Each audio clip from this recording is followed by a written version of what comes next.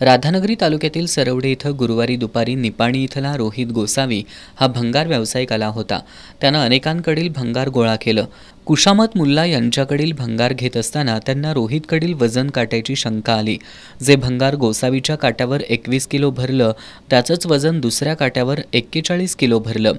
गोसावीकडील वजन काट्यावरील एक बटण दाबल्यानंतर वजनात 50% फरक पडत असल्याचं आढळून आलं।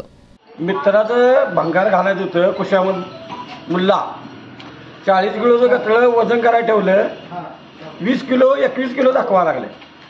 परत ते नेलं खोतांच्या इथं ट्रेडर्समध्ये तिथं वजन केलं तर 41 किलो 400 ग्रॅम आलं आणि यांच्या काट्यावर 21 किलो 300 ग्रॅम आणि निम्म्याच निम परत 2 नंबरचा खटका आहे, त्यात फॉल्ट आहे। ते काहीतरी सिस्टीम करून घेतलेले आहे आणि 50% लेस होते, वजनच कमी।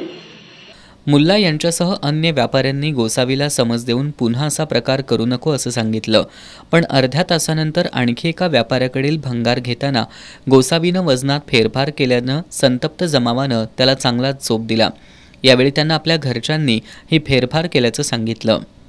माझं नाव रोहित गोसावी, निपाणीत राहायला आहे।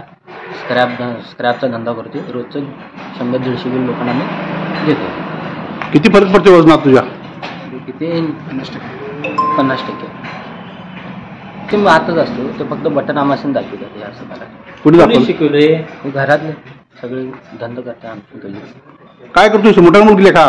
मी हेच धंदा, स्क्रॅपचा धंदा। बस, म्हणजे 50% त्यातलं तू वजन मारतोयस? हो।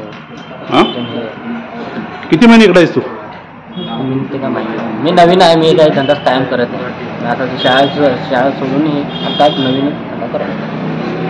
रोज किती भंगार गोळा करतोस? आता 300। आता महिनाभर झाला आता धंदा।